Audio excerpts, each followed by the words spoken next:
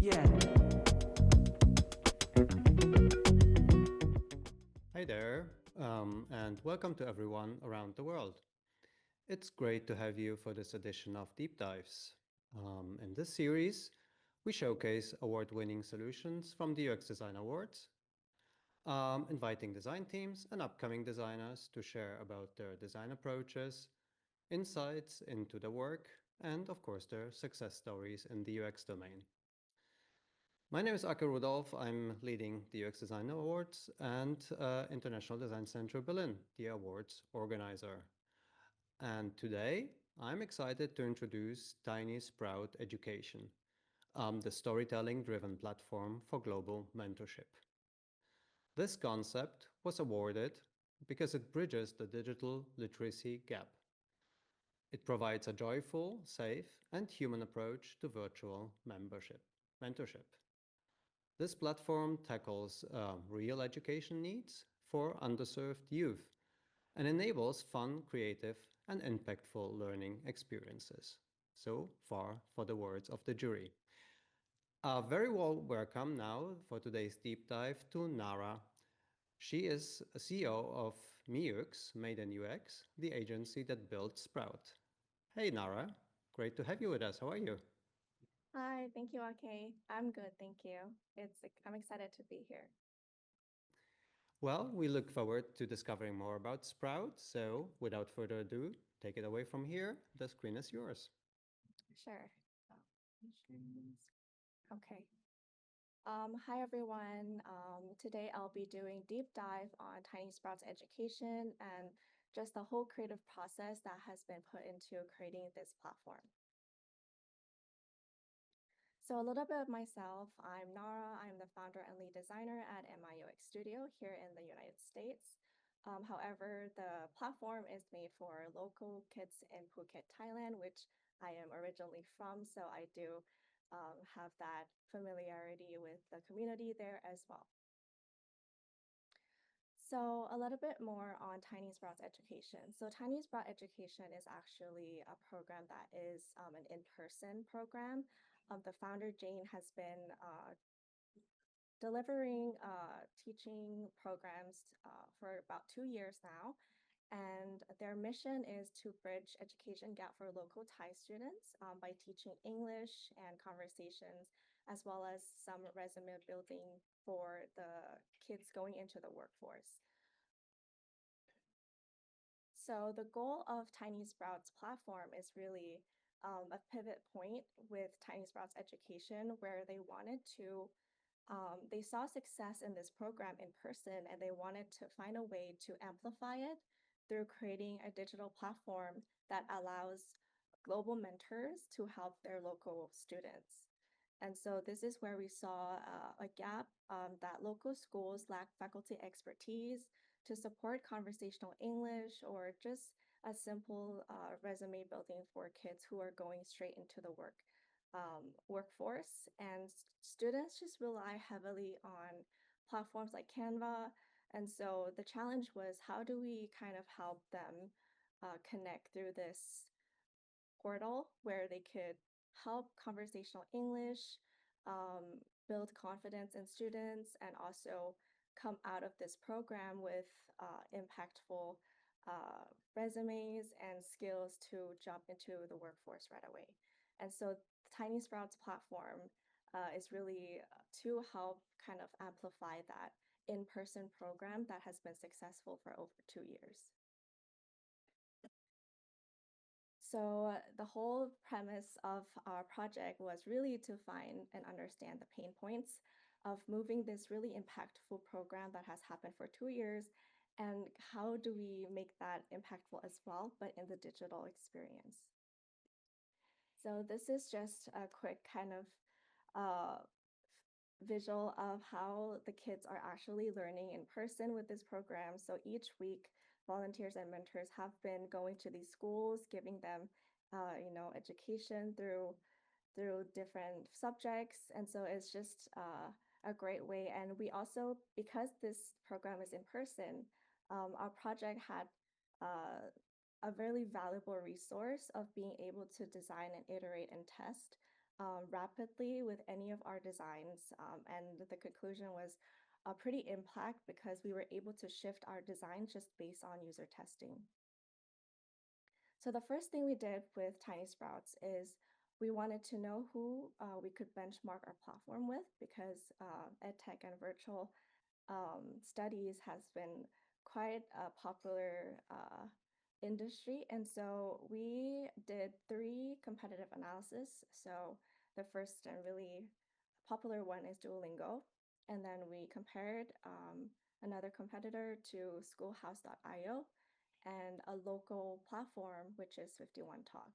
So through doing 3 analysis of these platforms, we found out that local kids in Phuket, Thailand had a lot of need to build their confidence. It wasn't really much like they wanted to learn through gamification or they wanted a one-on-one tutorial, but they wanted to feel confident.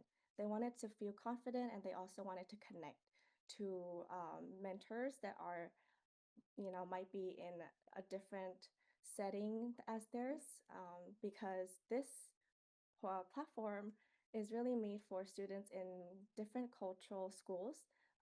Local schools in Phuket had students coming from Muslim background, Buddhist background, and so it was just really culturally diverse. And so we had to make sure that even though we're taking great competitive research from these platforms, but it's still missing that cultural identity that we had to add into Tiny Sprouts. So that's why we came up with 2 different design constraints for this project. One was cultural nuance and the other one was resources.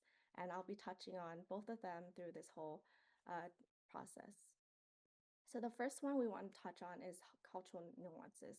How do we design an infrastructure, digital experience that helps build confidence through these cultural nuances of local schools? So what we did was we tested each of our designs with real students and through different aspects of the design. So portal, dashboard, and mascot concepts to make sure that we're answering that constraint. So the first really, this mascot concept is, this process is really enjoyable going through this process because without this process, we would have came out with a totally different set of mascot, which is now really popular amongst our the students in the school, and that just really is a testament to our efforts trying to find out the right mascots that was engaging to students as also representative of the platform. So what we did was we had tested 4 colorways of the Sprout character set, and all of the characters and layout are the same and only the colors change. So the goal of this testing was really interesting because we wanted to find out if color or the activities of the characters are crucial to the students' engagement or not. And that is really important when designing for younger kids, especially in a virtual environment. So these were just our 4 colorways that we tested with the kids. The first colorway is a lot of darker tones, and then the different variation just had different variation of colorways. But if you notice that each character also has different activities that they're doing. And so our hypothesis was really colors and activities. Okay. Out of these 4 pieces of paper, which one do you like the most? The first one first. Let's do the first one that catches your eyes the most. Okay. Which one in this one do you like? Why do you like these? Because it's like me and Ellie. So you like it because they're friends, right? Okay. How about a second one? Which one do you like? Why do you like this one? Because I love to painting and then she's also painting. Okay. Do you like any other ones or just those 2? So the insights were very, very interesting. So our hypothesis was the color and the activities were going to be the determining factor of which characters we used in our subjects. But the result actually showed that it's actually the relationship that the kids see in these characters. And so if you look at this kind of the lineup of our characters, we actually cut out a lot of them, 3 of them, just because it didn't really resonate with the kids. And it showed through across 50 different students in the focus group. This was just a significant data that we used in design. We were able to cut out most of 3 of the characters and really hone in on what the characters meant to each kid and really the relationship of the characters with the subjects. So this was something that really helped build Tiny Sprout's platform and made us pretty different in terms of our concepts and how we're storytelling each subject with the students as well. So the final character lineup we got is these characters. There's taro, chip, peanut, jelly, basil, and crumble.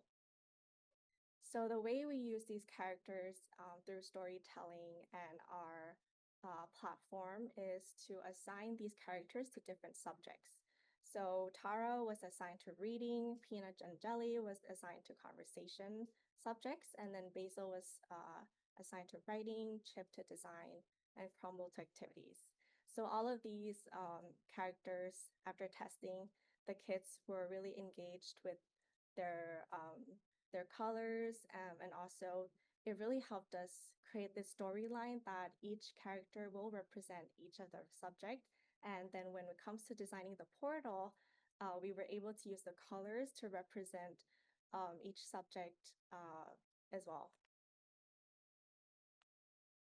So in terms of the design, our team had a really great time doing design exploration just because this concept has a lot of things and elements and visual cues to work with.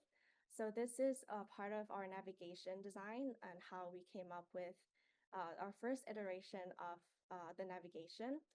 So following the color design system that we came up with, we were able to deduct 3 different roles for our portal.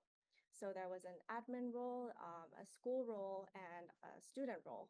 And each of the role we had assigned different colors according to our system, and we were able to come up with the different designs.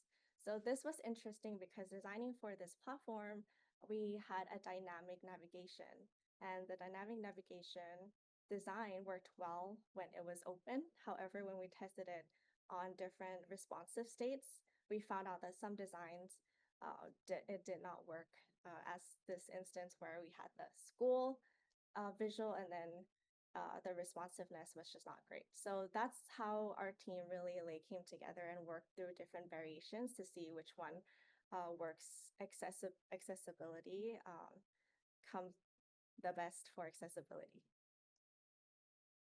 And then we also did some design exploration on subject UI cards as well. So we also wanted to keep all of our platform engaging with the kids. And so we knew that having some designs on these subject cards was also really important. The first iteration, we tried to add as many decorative elements as possible, but also it was not great for accessibility. And so we did some iterations, and then we came out with the final design on the right, where we kept all the design just within the visual top half of the card, and then just kept everything else pretty much consistent with the rest of the platform's design system. We also came up with custom iconography. We wanted to make sure that Sprouts was a universe where each touch point in the platform has its own customization that the kids can enjoy. So this is like the final design system that we came up with, custom illustrations and custom iconography, and also some visual elements that kept the platform really engaging and builds on the storytelling concept that we're trying to portray. And then I'll just introduce the platform a little bit more on the features and the function. Welcome to Tiny Sprouts, a joyful learning space where global volunteers and Thai students grow together. From anywhere in the world, volunteers can step into the classroom with just one click. With a simple and intuitive dashboard, schools and mentors can track, manage, and schedule live classes easily. Volunteers choose a 6-week schedule that works for them, and teachers approve everything with ease. Looking for something specific? Filter programs by topic or category. Students join live Zoom sessions led by kind-hearted volunteers across the globe, right from their schools, with a built-in teaching panel that makes it easy for volunteers to navigate interactive Sprout games and teaching decks. Volunteers can manage their schedule, track progress, and access all resources in one place. Teachers, students, and volunteers all meet inside Sprout School, our home for learning, growing, and sharing. From interactive games to story-led slides, everything is crafted to make teaching magical and accessible. Our mascot friends guide students gently through each topic, making learning feel like an adventure. Sprout becomes more than just a platform. Because when we nurture young minds with empathy, fun, and creativity, we plant seeds that grow far beyond the classroom.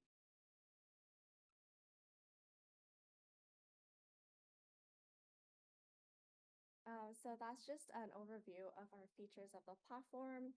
And then hopping on to the actual screen designs. So what we found out really through our process was really interesting when it comes to user role. So initially our platform had a two users role system. So we were having a user role for a persona for a school and for volunteers. So it was going to be just the two system where they can interact just directly together. However, through our research, we found out that with resources and just the teacher's ability to facilitate these online platforms was still in the introductory phase, and they wanted a transition period. And so the feasibility of having a two-way system is a little bit harder in reality. So that's why we had to come up with another role, which is the admin role.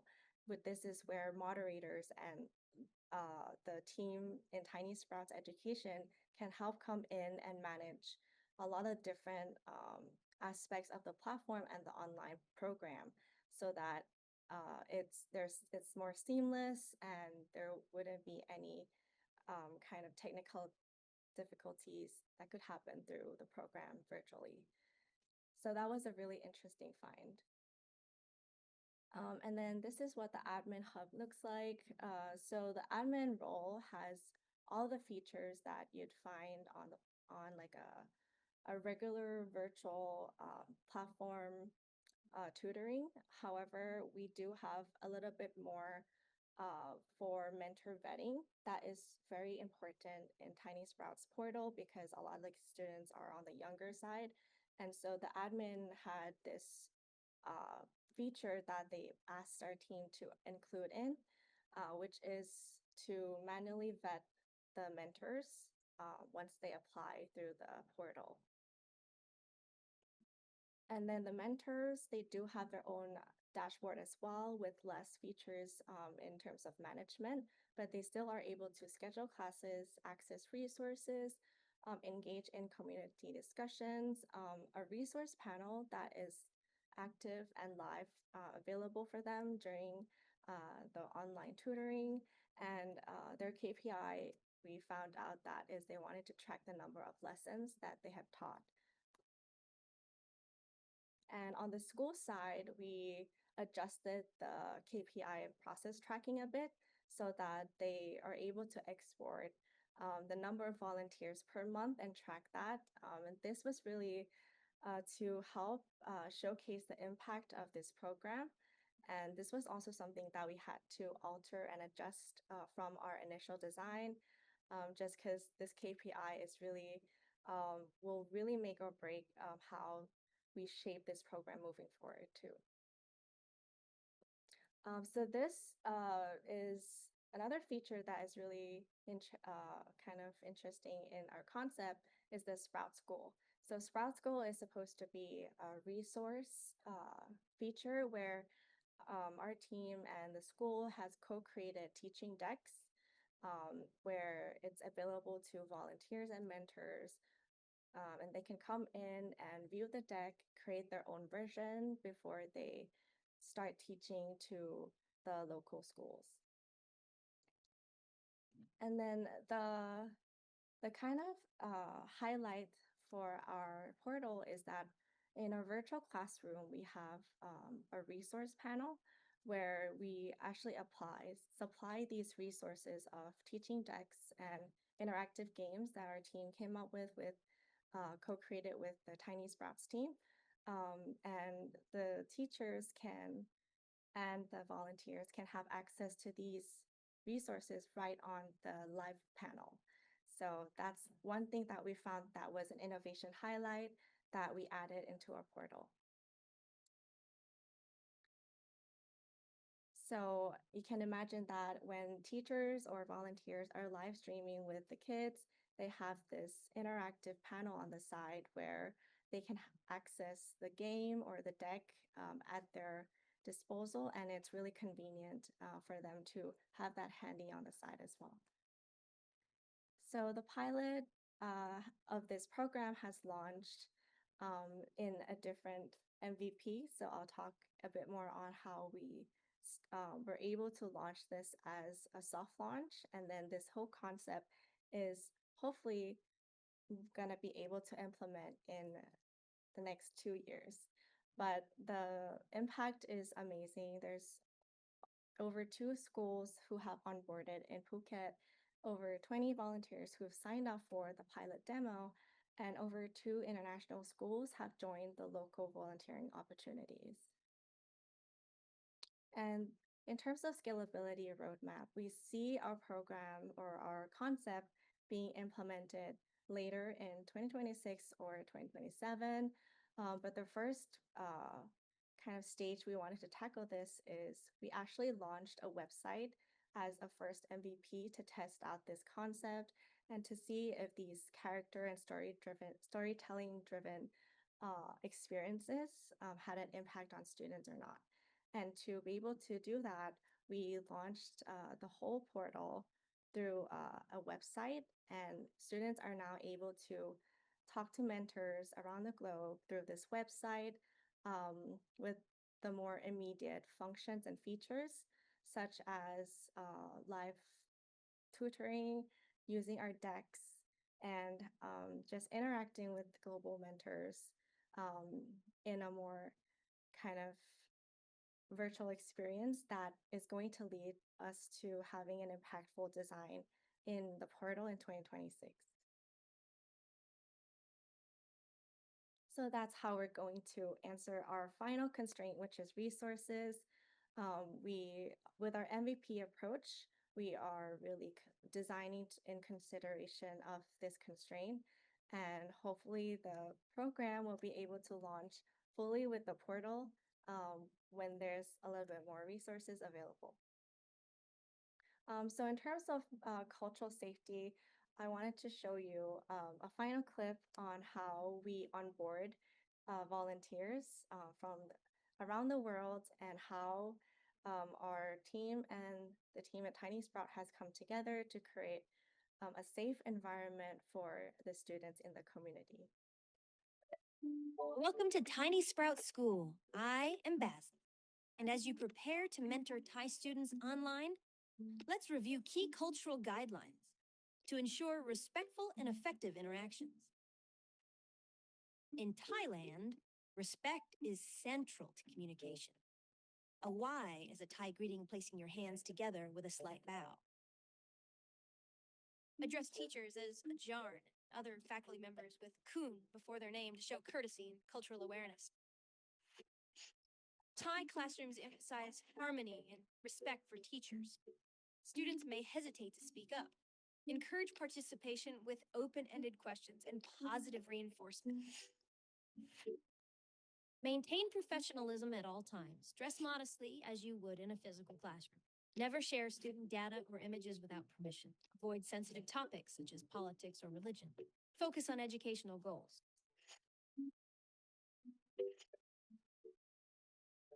Thank you for your commitment to respectful, culturally mindful volunteering. Your efforts make a meaningful difference.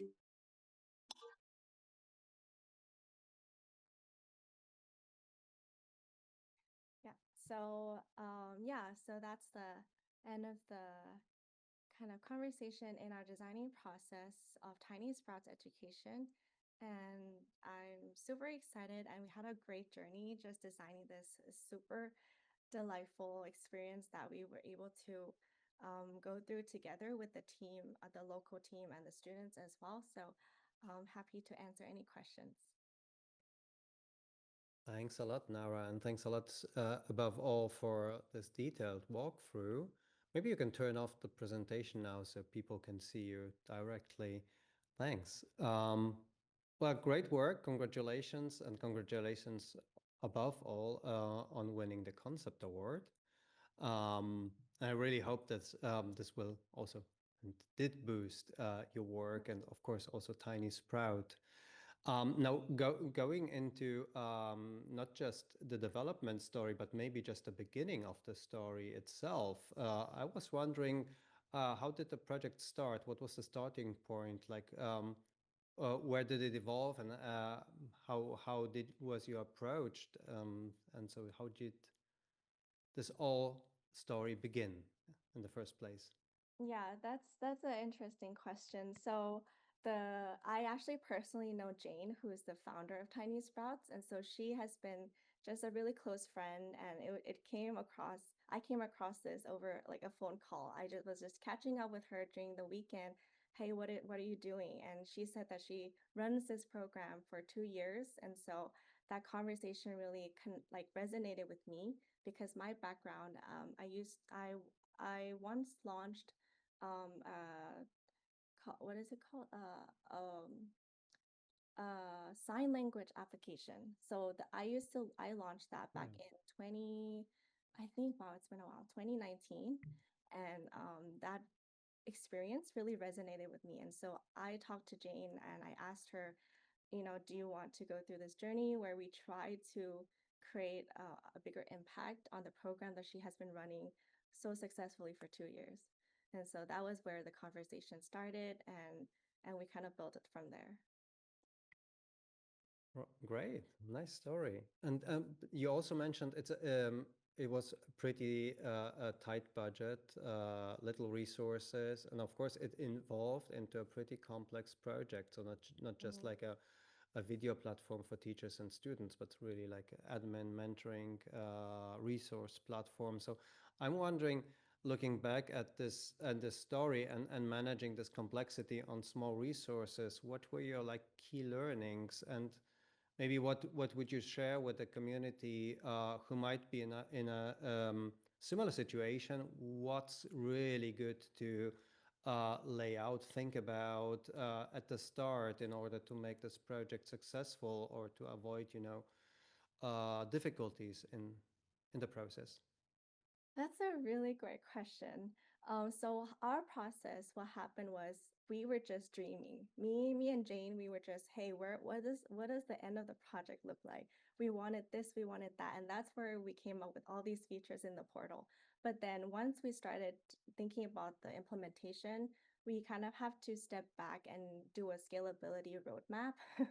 That was when reality hit, where okay, this concept that we have, it's quite big in terms of the complexity, and so how can we break down the different scalability stages to get there. And so that's why we came out with this scalability model where we launched the platform or program through a website first. So currently this website is live. We now have been running this program for 2 months. And so we have almost 10 mentors doing this program through that website. And so that website is really a launch pad for us to work towards how we're going to get this portal implemented in reality, hopefully when we have more resources. And I think with that first MVP that we launched, even though it wasn't a customizable platform, but it showed the impact. So we were able to get this metrics that we got from teaching students to actual like investors or other organization that is interested in the program. And that way we're able to create exposure to what we're doing and hopefully that all kind of has a good result into building something that we're actually aiming for. Okay, so this is basically an MVP that's live Yep. now. It's being tested by 2 schools. Yep. You said about 10 mentors, and you're Yep. learning from this, and probably also presenting this to potential investors, and with the data that you have Yep. now through the usage, um, working towards the next step of scaling. Yeah, exactly. Anything that you would really do differently if you started a similar project next time? A That's key like also, learning, maybe? yeah, that's a great question. Um, I think the way we approached this was we had the thought in mind that we wanted to use character design. And we started off designing these characters even way before we knew exactly what we were going to do with them, just because like the founder and the organization wanted to, you know, in reality, that organization need to come up with like physical products to fund their mission as well. And so they were thinking about it in that sense. And then I kind of retraced that and made a pitch that why don't we use a mascot that works did like physically and digitally. And so we went straight ahead and designed these mascots first. So what I would do differently is maybe do a little bit more research on if we need if we should put importance on these mascot as much as we did.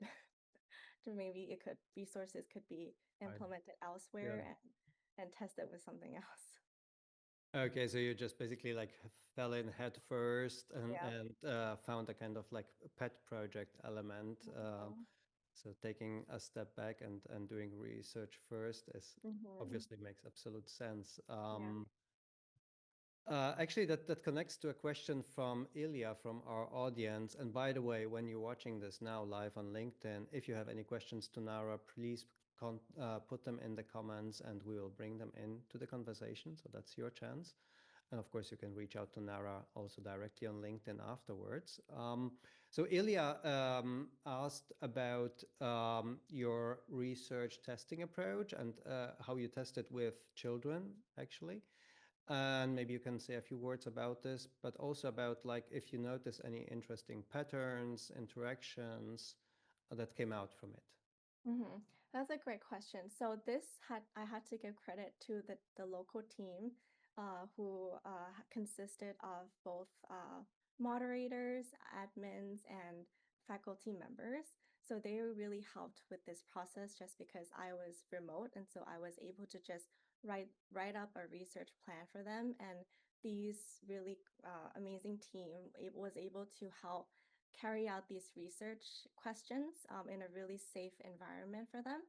And so the way that we did the research was I came up with a set of questions, which tested a lot of different facets. We tested the emotional resonance of these characters. We tested if the subjects, like which subjects that the kids needed the most, and we also tested the faculty's kind of ability to use different tools as well.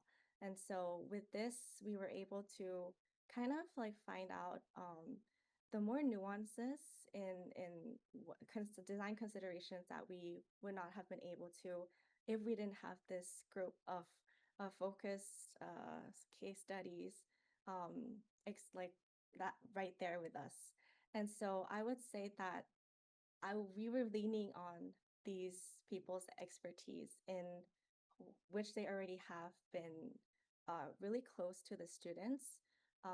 Each student kind of nominated a faculty, or each Mhm. school nominated a faculty that would be representing a moderator.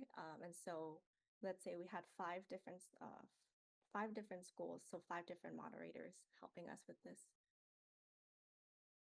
And going back to Ilya's question, so did anything surprise you in terms of like maybe interesting interaction patterns that came up through that you then really changed maybe your design approach? Oh yeah, I think I mentioned it in one of the slides. So our mascot designs, our hypothesis was that they would be the colors and the activities that the mascot were holding would have a bigger impact, and we were trying to deduce which one out of the six we were going to keep, out of the 10 that we were going to keep. However, the interview that we did, kids didn't really care about those two. They didn't care about colors. That we showed no significance engagement that increased, or any just impactful comments on that. Colors was not really something that was important. The second one, activities, that was also not. We didn't saw like a insignificant impact either. So two of those things were the things that were driving our platform design. But then when two of these things wasn't really significant, we found out that the kids were more interested in the relationship between the characters. So what I mean is, there were some characters that had like peanut and jelly. There were two characters that were just placed aside. It wasn't really meant to be a pair, but it was just placed aside in our test. And all the students wanted to interact with peanut and jelly just because they found that, oh, this looks like me and my best friend. I like peanut and jelly because I want to have conversations with peanut and jelly like I have with my friends. And so we just found that, wow, like this is so interesting. Like if we weren't, if we didn't do this test, we probably would not use peanut and jelly just because it wasn't something that we thought that was significant. So this is really about giving the characters not just like shapes, colors, etc., but giving them a role and the context, right? So you have the other characters, one which is a painter, one which maybe looks like a scholar with glasses and a pencil. So it's really about suggesting to children what the role could be. And how old are your target group, the children you're talking about? Yeah. So our test groups were 6 to 13. However, the portal that we designed for is for kids 10 to 13s, just because the importance and the priority of the program, they wanted to help kids do their resume who right before they graduate to enter the workforce. At 10 to 13.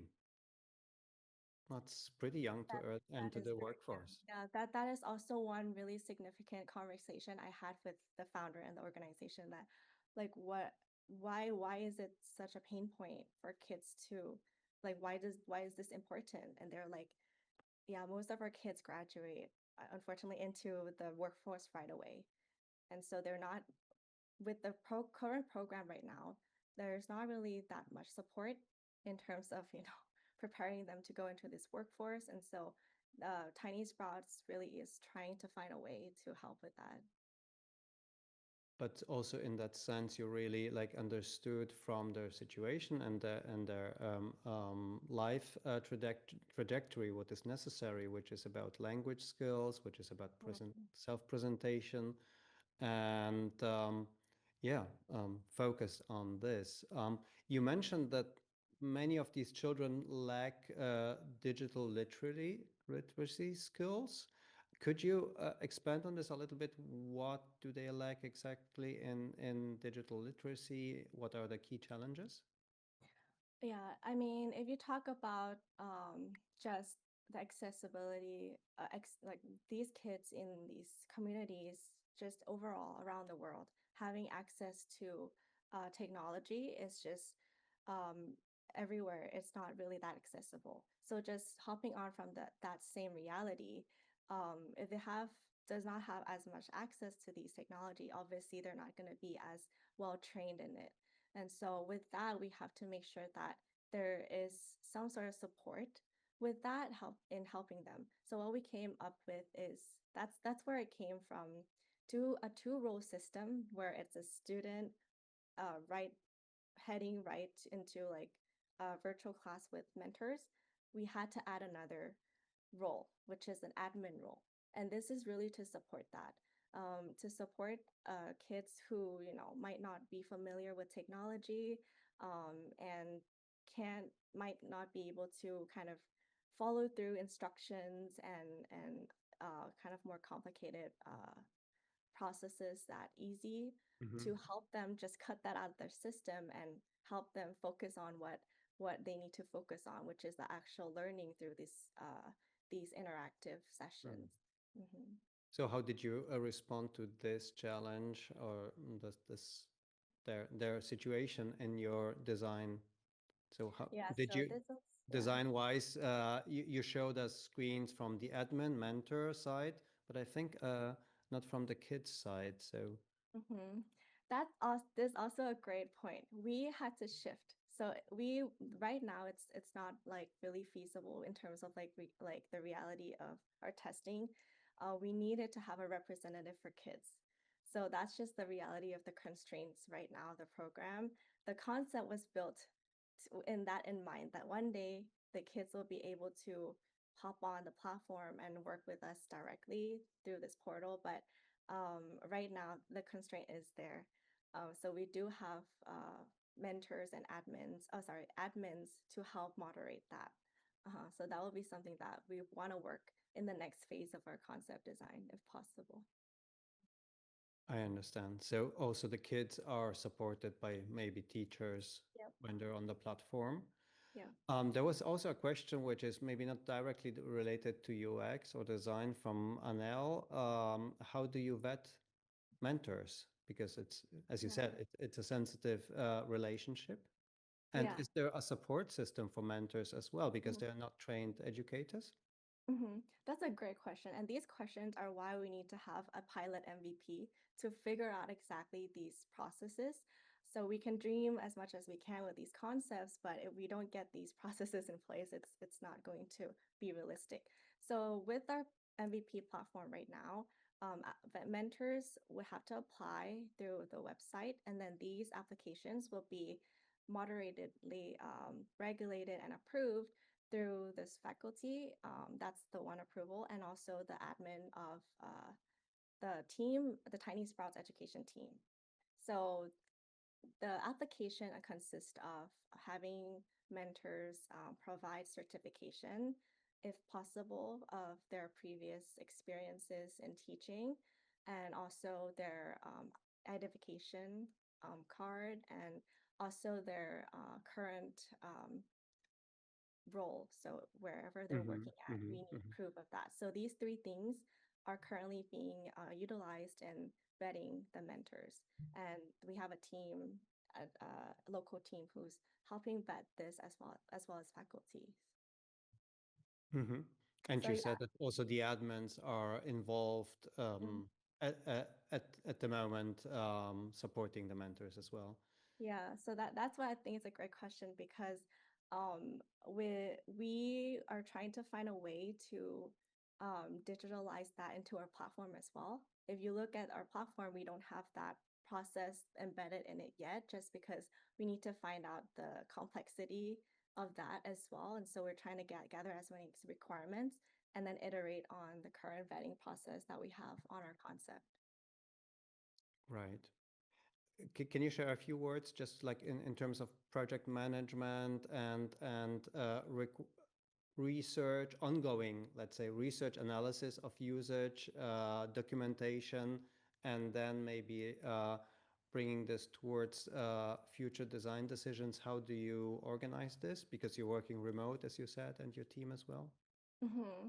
Yeah, so first of all, like I wanted to always give credit to the amazing team in the local schools. Like this would not be possible at all if we didn't have those team working like really hard on it.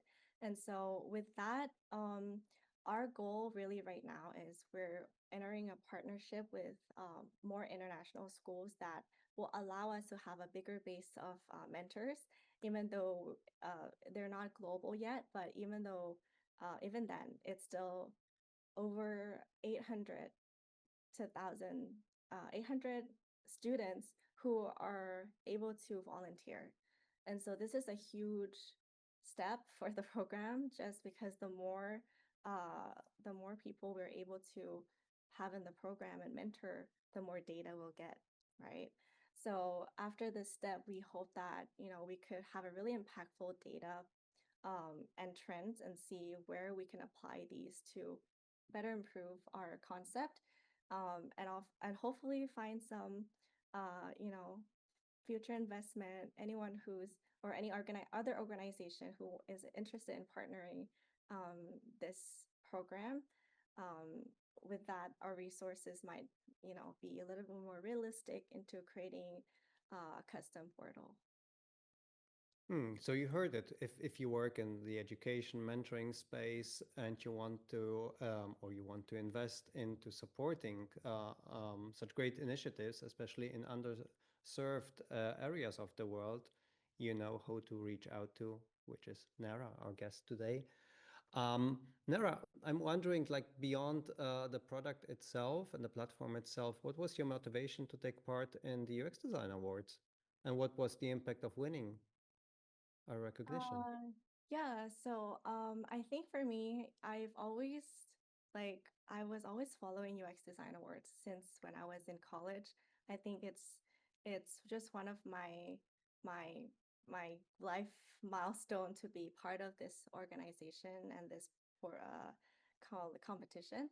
And when Tiny Sprouts came to us and we had this concept, it was something that really resonated with, I think, the what you guys want to like mission, right? I think you wanted something, a concept or some project that had some social impact and also design related. And so I thought this was a great concept that would fit what you guys kind of promote in your mission.